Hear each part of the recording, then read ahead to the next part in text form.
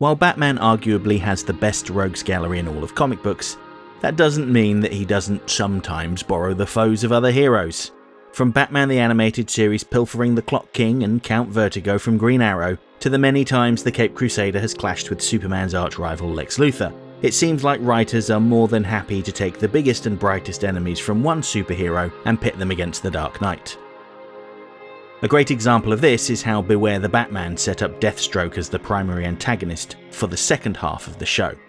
Well, he was presented as more of a parallel to Batman and an enemy of Hardman Alfred Pennyworth, but I'll get to that shortly. First, it's important to examine Deathstroke's comic book origins, and then I'll get to his more well-known adaptation as Slade in Teen Titans, so you can appreciate just how different the Beware the Batman version was. Deathstroke first appeared in The New Teen Titans No. 2, published in 1980. He was a mercenary and one of the most deadly assassins in the world. His real name was Slade Wilson, and he had been a dedicated soldier ever since he was a teenager. The government experimented on him by injecting him with a super soldier formula a la Captain America.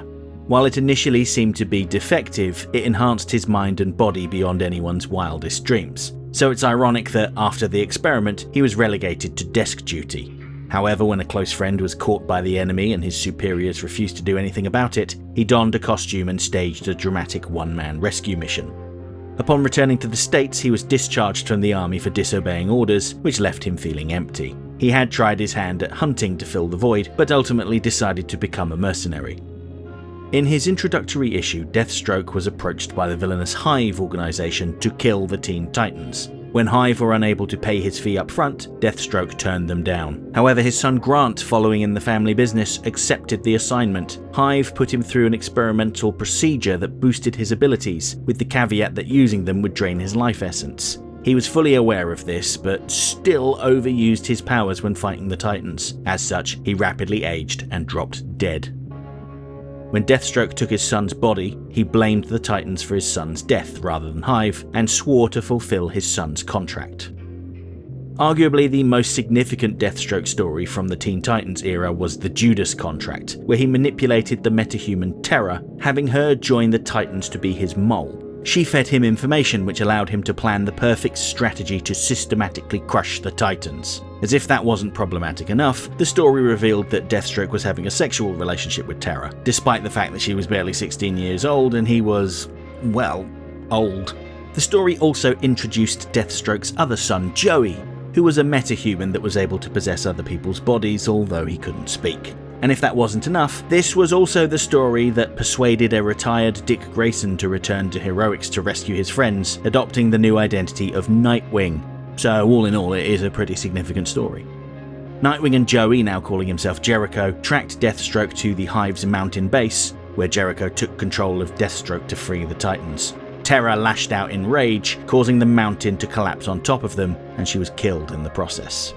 Deathstroke continued to appear in Teen Titans comics over the years, but he often wasn't antagonistic towards them. To him, they were just a target, and once he delivered them to Hive, he felt that their issues were resolved. He was such a popular character that he got his own ongoing series in 1991. Depending on where he appeared, he was either a ruthless killer, a charismatic anti-hero, or everything in between. But in 2003, Warner Bros. Debuted their brand new show Teen Titans, and Deathstroke was a major player in the series from the very first episode.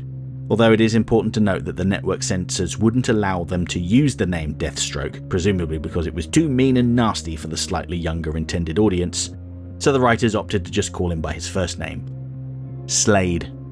Slade was a persistent figure throughout the first season, frequently sending superpowered minions or disposable robot henchmen to attack the Titans. Rather than trying to get revenge or claiming a bounty, Slade wanted Robin. Slade was in search of an apprentice, someone to pass his skills and knowledge to, and he decided that Robin was the boy for the job, whether he wanted it or not. In some ways, it's true that Slade and Robin had similarities. They're both brilliant tacticians, powerful fighters, and fiercely competitive. However, Slade identified Robin's friendship with the Teen Titans as a weakness, and demonstrated this by threatening their lives with nanoscopic probes to force Robin to become his apprentice. Robin initially complied with Slade's demands, but he got one over on Slade after injecting himself with the same nanoprobes. If he loses his friends, then Slade loses his apprentice. While Robin was able to defeat Slade, that wasn't the last they saw of him. He returned later on with a new apprentice, Terra. The animated version of Terra was quite different though. Her storyline shares the same basic points as the Judas Contract storyline, namely that she was Slade's mole within the Titans, but she was more of a lost soul rather than Slade's disturbed lover. Terra built trust with the Titans, especially Beast Boy, so when she betrayed them to Slade it was a genuine gut punch. When they initially fought, the team were reluctant to hit their friend, but once it became clear she really was their enemy and not being manipulated like Robin had been, they thrashed her, easily. When she returned to Slade, he reacted angrily. He then took control of her body to combine her powers with his tactical brilliance to fight the Titans. But when they encouraged Terra to fight back, she brought the roof down, sending Slade to his death in a pool of lava. You'd think that that would be the end of Slade, but he returned later on as a minion of the demon Trigon. He had promised to return Slade to life in exchange for his services, but when Trigon reneged on the deal, Slade joined forces with the Titans to take him down and regain his mortal flesh. Slade vanished at the battle's conclusion, but promised that he would return. The only other time that Slade appeared was when one of his robot duplicates confronted Beast Boy in the series' final episode. What happened to the real Slade was a mystery. Now, given the similarities between Slade and Robin, it's easy to draw some comparisons between him and Batman. Where Batman had taken in the orphaned Dick Grayson and trained him to channel his sadness and anger into something positive, Slade wants to take that output and put it towards his aims. In short, Batman showed care and compassion, Slade wanted to weaponize him. That contrast of mentor versus manipulator may go some way towards explaining why Deathstroke has been drawn closer to Batman's orbit outside of comics. As well as being a boss battle in Batman Arkham Origins in 2013, and featuring heavily in the game's marketing materials, Deathstroke was the main antagonist in the second half of 2013's Beware the Batman. There, Deathstroke wasn't just another mercenary. He was positioned as Batman's mirror image, a dark reflection for both the Dark Knight and even Alfred himself. In Beware the Batman, Alfred Pennyworth was a grizzled former spy who retired and went to work for the Wayne family. When he was in the service, he had worked with a CIA agent, Slade Wilson, but Wilson was unstable. Alfred was forced to humble him in a fight, and he was kicked out of the CIA. He didn't see any fault in his own behaviour though, so he sought revenge on Alfred. After failing to kill him, Slade vanished, resurfacing years later with a new face. He adopted the false identity of Dane Lislow, an anagram of Slade Wilson by the way, and befriended Bruce Wayne, bonding with him over martial arts. Harvey Dent was working with the costumed criminal Anarchy to bring Batman in, and partnered with Deathstroke, acting as a GCPD-endorsed vigilante. However, Deathstroke had his own agenda and did not follow orders. He came to Gotham because he learned that his old mentor was acting as a butler for Bruce Wayne, and this outraged him, until he noticed that the city's vigilante Batman fought using some of the same fighting techniques that Alfred had taught him, and suddenly he realized who Batman really was.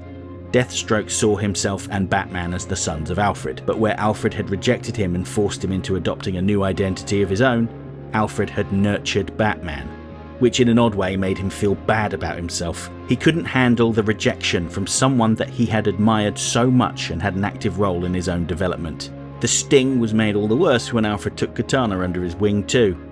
And the way he dealt with his feelings of betrayal and inadequacy was by pretending to be Batman, going on a crime spree, including shooting Bruce Wayne, all as part of his twisted little game. When confronted by the real Batman, he pretended that he was being forced into this because the real Slade Wilson had his son, which was a complete fabrication and frankly a plot point that didn't go anywhere. But there were plenty of civilian casualties in his schemes. Harvey Dent, for instance, believed that Lislow was his friend and close confidant, but he was being played. Hearing Lislow being assaulted by Batman, he burst in without hesitation or thought, and was caught in an explosion that disfigured half of his body.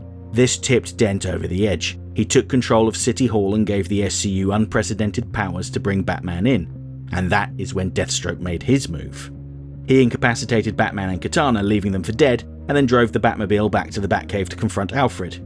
He wanted to show his former mentor that he was truly his greatest son, but Alfred was not impressed with his cruelty and hatred. By this point, Alfred was an old man. He was past his prime, so obviously Deathstroke got the better of him. He was furious that Alfred had cost him his career and his life, and discarded him. He couldn't understand why Alfred would align with a pampered rich boy, but the truth was that Alfred saw compassion and empathy in Batman, something he never saw in Deathstroke. If he couldn't get the acceptance he craved, then he would destroy everything Alfred cared for by blowing up Wayne Manor and the Batcave. Batman was only able to defeat Deathstroke by accepting the help of his allies Katana, Barbara Gordon, Metamorpho and Man-Bat. While Batman distracted Deathstroke, they went and gathered up the bombs. When Batman finally defeated Deathstroke, they all realised that he still knew Batman's secret and was going to tell. But Metamorpho and Man-Bat had an idea on how to solve this. They created a chemical composition that wiped his mind, removing everything he had been, including his knowledge of Batman and Alfred, and was sent to prison, never to be seen again. Beware the Batman had a running theme involving Batman's fear that he was losing his humanity. He had become reclusive and unwilling to cooperate with others, much like Deathstroke.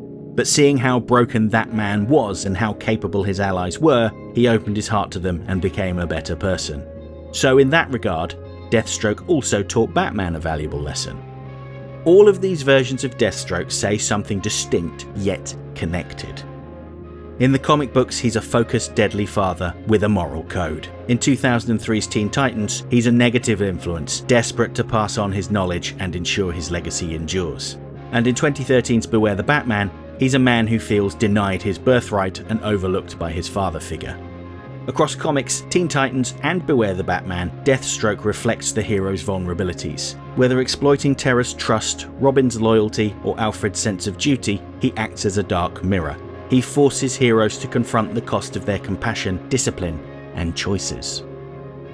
And he's not just a physical threat, he is a psychological one too, testing moral boundaries and exposing cracks in relationships and institutions. Ultimately, the enduring appeal of Deathstroke lies in his versatility. He can be a relentless killer, a manipulative mentor, or a bruised and vengeful shadow of what might have been. Across all of his incarnations, he demonstrates what happens when talent and intelligence are untethered from empathy, and by doing so, he illuminates the heroism of those he opposes, from the Titans to Batman himself, reminding us that greatness isn't just about skill or power, but how you choose to wield them. Okay, that's it for this week's essay. If you liked the video, don't forget to like, share, subscribe, leave a comment, tell all your friends about me. You know how YouTube works. If you really enjoyed the video and have the means, please consider making use of the thanks button to send a buck or two my way, because every little helps. I offer channel memberships for $1.99 a month. This will get you early access to my weekly video essay, priority responses to your comments, members-only videos, custom emojis, and an icon on your profile indicating that you're one of my people. And special thanks to my channel members. Everyone who was a member at the time of this video's creation is listed on the screen right now. If you want to see your name amongst all these wonderful people, join the channel now.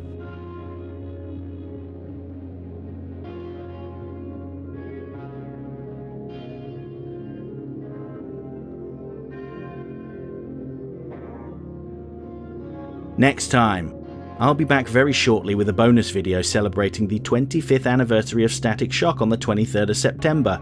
Who knows, if that video does well, then maybe I'll talk more about some of the characters that appeared in that show. Then on Friday, I want to talk about an often overlooked hero that stood up against his father, the ultimate evil in the universe, Darkseid. Yes, we're going to talk about Orion. And finally, next Monday I want to talk about a very touching episode of Batman the Animated Series that doesn't feature any costumed supervillains. Instead, it's a very human story about poverty, dehumanization, and greed. I'm going to talk about Appointment in Crime Alley. Hope to see you then.